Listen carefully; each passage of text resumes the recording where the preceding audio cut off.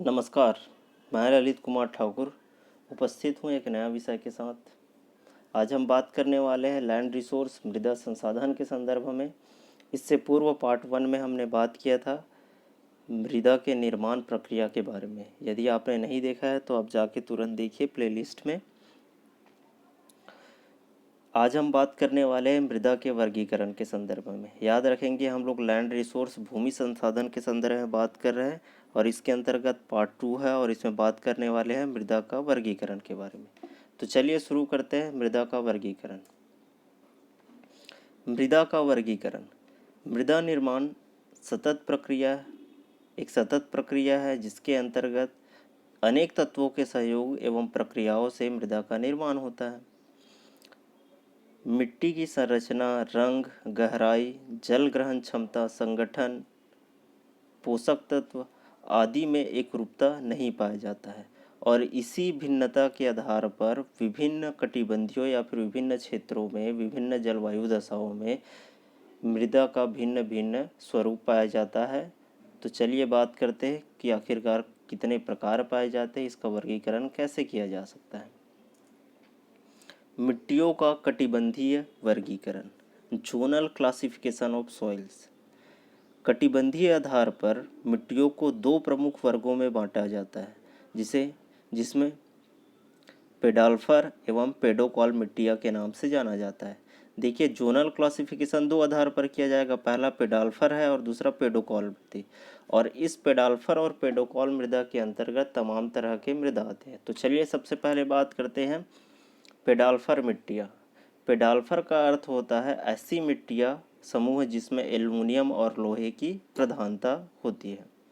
इसके अंतर्गत हम लोग बात करने वाले हैं पॉडजोल मृदा, पॉडजोलिक मृदा, पॉडजोलिक लेटोजोलिक मृदा या लाल पीली मृदा जिसे कहते हैं, फिर लेटेराइट मृदा, फिर प्रेयरी मृदा, फिर भूरी जंगली मृदा। याद करेंगे ये सभी बात करने वाले हैं हम। इन सभी में लौह एवं एल्युमिनियम की प्रधानता पाई जाती है और ये पेडाल्फर समूह के अंतर्गत आता है। दूसरा समूह है पेडोकॉल मिट्टियों का समूह। पेडोकॉल मिट्टी का अर्थ है ऐसी मिट्टियाँ जिसमें कैल्शियम तत्व की प्रधानता होती है। याद रखेंगे पेडाल्फर में क्या होता है, लौह और एल्युमिनियम की प्रधानता होती है, वही पेडोकॉल मिट्टी में कैल्शियम की प्रधानता होती है। ऐसी मिट्टियाँ शुष्क जलवायु परिवेश में विकसित होती है जहाँ वर्षा के कारण छोटे पेड़ पौधे घासों का आवरण पाया जाता है। पेडोकॉल मिट्टियों को निम्न वर्गों में बांट सकते हैं जिसमें चरनोजम मृदा, गाढ़ी भूरी मृदा और भूरी या रेगिस्तानी मृदा आती है। विश्व की प्रमुख मिट्टियाँ और उनका वितरण। चलिए देखते हैं एक एक करके सभी को। विश्व की प्रमुख मिट्टियों का वितरण जलवायु और 5 वनस्पति खंडों या प्रखंडों के अनुसार पाया जाता है। प्रधान 10 प्रकार से हम वर्गीकृत कर सकते हैं इसे, जिसमें पॉडजोल मृदा को पढ़ेंगे, पॉडजोलिक मृदा पढ़ेंगे, लैटोजोलिक मृदा पढ़ेंगे, लैटेराइट मृदा पढ़ेंगे, चरनोजम, फिर चरनोजमिक, फिर मरुस्थलीय मृदा, फिर टुंड्रा मृदा, फिर जलोढ़ मृदा और विविध वर्गीकरण जो अन्य बच जाते हैं उसे हम लोग एक एक करके देखने वाले हैं।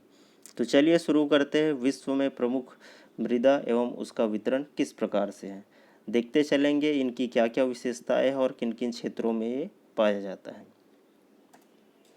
आपके सामने एक विश्व का मानचित्र है। इस मानचित्र पे दर्शाया गया है कि प्रमुख मृदाएं जो विश्व में पाई जाती है वो किन किन क्षेत्रों में पाई जाती है। चलिए देखते हैं मानचित्र में। सबसे पहले है टुंड्रा। जैसे कि शेडिंग से आपको दिख रहा होगा, साइबेरिया या फिर टुंड्रा मृदा क्या होती है, शीत प्रधान क्षेत्रों में पाई जाती है। तो देखिए ग्रीनलैंड के आसपास, उत्तरी अमेरिका के उत्तरी छोर में, साथ ही साथ रूस साइबेरिया क्षेत्र के ऊपर पाई जाती है।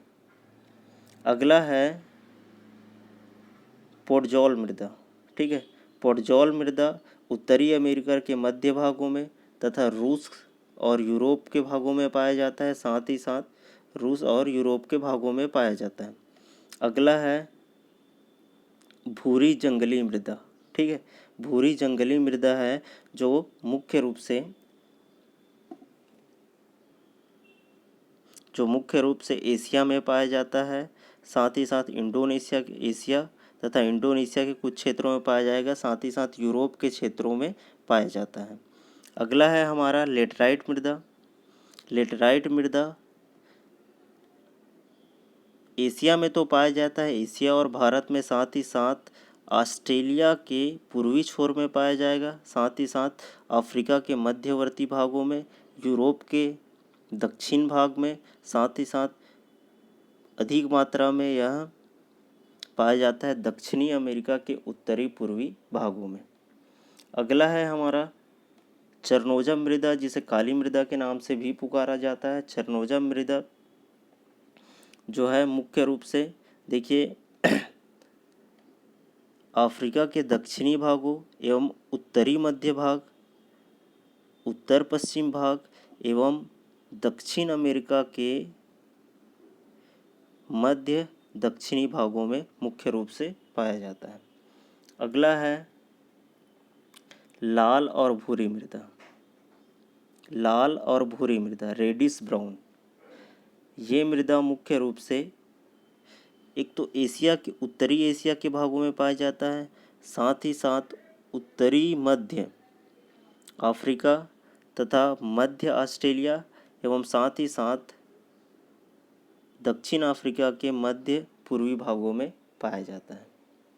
अगला है हमारा डेजर्ट यानी कि मरुस्थलीय मृदा। जैसे कि आप सबको पता है मरुस्थलीय क्षेत्रों में मरुस्थलीय मृदा पाया जाएगा। अब मरुस्थल कहाँ पे आप जानते हैं, एशिया, दुबई, ईरान, इराक वाला इलाका। वही दूसरी है हमारा उत्तरी अफ्रीका और साथ ही साथ हमारा है ऑस्ट्रेलिया। ऑस्ट्रेलिया के कुछ भागों में मरुस्थलीय मृदा पाया जाता है और विश्व में छोटे छोटे और अलग अलग भागों में पाया जाता है, उसे हम लोग बाद में डिटेल से देखेंगे। तो चलिए शुरू करते हैं मृदा का वर्गीकरण। सबसे पहले पॉडजोल मृदा। इस प्रकार की मिट्टी टैगा वन के क्षेत्र में पाई जाती है, जहाँ लंबी अवधि तक तापमान नीचे रहता है। इसमें यूरेशिया के उत्तर पूर्वी भाग, नॉर्वे, स्वीडन से प्रारंभ होकर एक पेटी के रूप में साइबेरिया के पूर्वी छोर तक जाता है। उत्तरी अमेरिका में कनाडा का उत्तरी भाग, अलास्का का एक लघु भाग में इसका विस्तार पाया जाता है। इस प्रकार की मृदा में गहराई बहुत कम होती है। मिट्टी की संरचना में बड़े कण और कम सड़ी गली वनस्पतियों की प्रधानता होती है। चूना एवं अन्य प्रमुख खनिजों का अभाव होता है। जीवाणु बहुत कम विकसित हो पाते हैं और यह मिट्टी अम्लीय मिट्टी है, जहाँ उपजाऊ कम होती है। पॉडजोल मिट्टी अम्लीय होती है, यहाँ उपजाऊ कम होती है। जीवाणुओं का विकास नहीं हो पाता है, जिसके फलस्वरूप इसके मृदा में उपजाऊपन का अभाव पाया जाता है और यह शीत क्षेत्रों में मिलता है। टैगा वन क्षेत्रों में ध्यान देंगे। अगला है पॉडजोलिक मृदा। टैगा वन के दक्षिणी छोर पर, जहाँ चौड़ी पत्ती वन वाले वनस्पति एवं अपेक्षाकृत अधिक तापमान एवं वर्षा होती है, इस प्रकार के मिट्टी का विकास अपेक्षाकृत तीव्र गति से होता है। यहाँ जीवाणुओं की अधिकता के कारण मिट्टी में जैव तत्व की उपस्थिति महत्वपूर्ण होती है। इस मिट्टी की गहराई भी अधिक होती है तथा पॉडजोल से अधिक उपजाऊ होता है। इसका विस्तार संयुक्त राज्य अमेरिका के मध्यवर्ती भागों में, मध्यवर्ती पश्चिमी भागों में, पश्चिमी यूरोप, उत्तरी चीन एवं कोरिया के भागों में पाया जाता है। अगला है हमारा पॉडजोलिक लैटोजोलिक मृदा। वर्षा और तापमान के बढ़ जाने से मिट्टी का अपक्षालन अधिक होता है, लीचिंग अधिक होता है, जिसके कारण यह सामान्य खनिज और जैव तत्वों वाली मिट्टी है। अगर आपको अपक्षालन नहीं पता है तो मैंने पहले पार्ट 1 में वीडियो में अच्छे से समझाया है, आप जाके ज़रूर देखेंगे। इस मिट्टी का विकास लैटराइजेशन या पॉडोजोलाइजेशन दोनों ही प्रक्रियाओं के द्वारा होता है।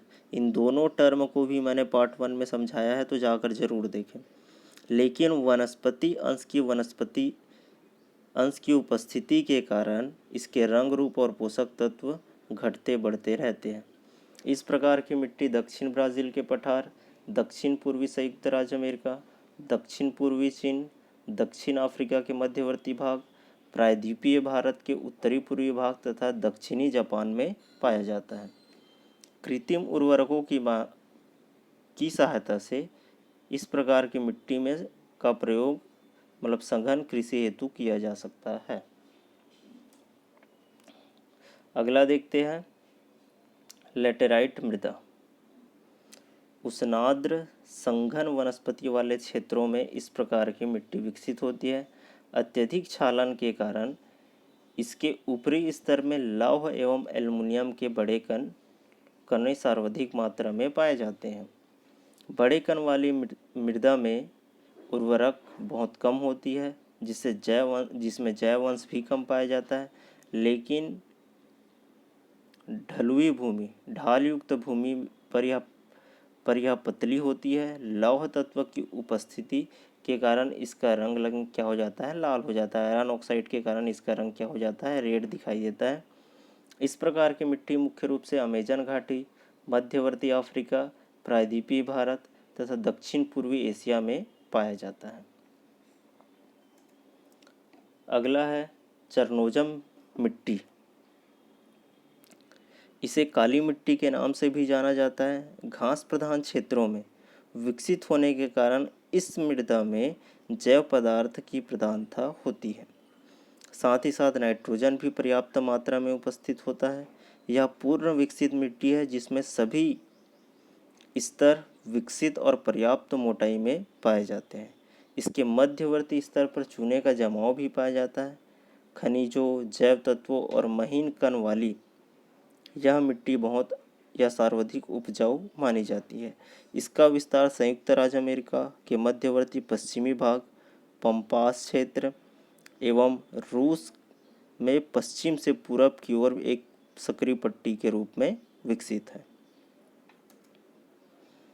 अगला है चरनोजिम मरुस्थलीय मृदा।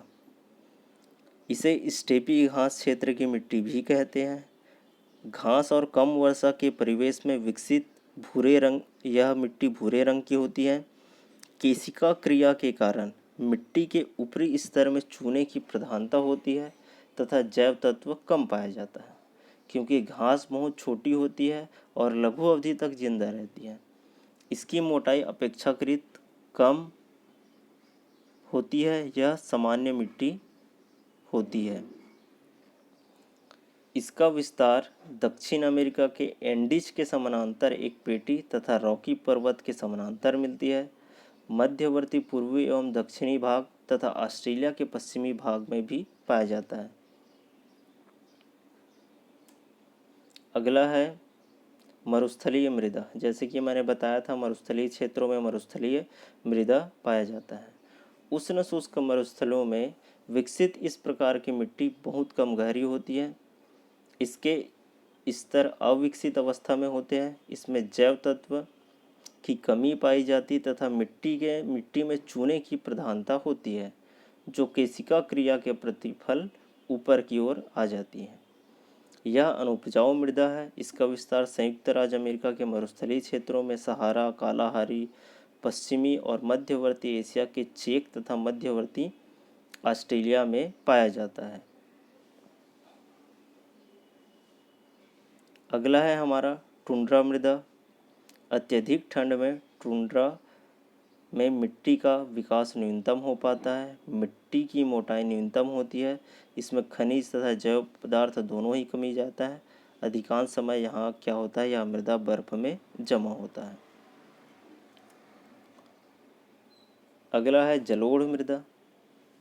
नदी अपरदन और निक्षेपण से विकसित इस प्रकार की मिट्टी अत्यधिक गहरी, पूर्ण गुत्थित तथा जैव तथा खनिज संसाधनों से क्या होती है, खनिज तत्वों से युक्त होती है। इसमें जलोढ़ और प्राचीन जलोढ़ के निक्षेप अत्यधिक महत्वपूर्ण है। विश्व की सर्वाधिक उपजाऊ मिट्टी है, जिसके परिणाम स्वरूप आदि मानव संस्कृतियाँ और सभ्यताएं इन क्षेत्रों पर क्या हुई थी, विकसित हुई थी। इस प्रकार की मिट्टी सीमित भागों में पाई जाती है, जिसका कारण विश्व स्तर पर इसका क्षेत्रीय महत्व कम है। फिर भी सिंधु गंगा मैदान, अमेजन कांगो, दजला फरात, नील, ओबे, लीना, यांगटी सिक्यान का निचला भाग एवं अनेक नदियों के डेल्टाई क्षेत्रों में इस प्रकार की मृदा पाई जाती है।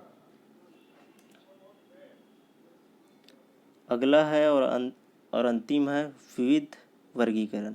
इस प्रकार की मिट्टियों में ढालों एवं पठारों पर विकसित होने वाली मृदा को रखा गया है, जो बहुत कम विकसित होती है और मोटाई बहुत अधिक होती है। पोषक तत्व भी कम पाए जाते हैं। ये रॉकी, एंडीज, एशिया के मध्यवर्ती पठार में इस प्रकार की मृदा पाया जाता है। इस प्रकार से हमने देखा कि हम बात कर रहे थे लैंड रिसोर्स के बारे में। लैंड रिसोर्स के बारे में हमने सबसे पहले पार्ट 1 में मृदा का निर्माण प्रक्रिया देखा। उसके बाद पार्ट 2 में हमने मृदा का जोनल क्लासिफिकेशन क्या होता है और इन सभी मृदा की विशेषताओं और किस किस क्षेत्रों में पाई जाती है वितरण हमने देखा। अब इसका एक और पोर्शन बनता है जो है सॉइल इरोजन एंड कंजर्वेशन। चूँकि मृदा संसाधन या भूमि संसाधन की बात कर रहे हैं तो मृदा संसाधन और संरक्षण के बारे में बात करना भी महत्वपूर्ण हो जाता है। तो मृदा अपरदन और संरक्षण हम अगले वीडियो में देखेंगे। तब तक के लिए धन्यवाद।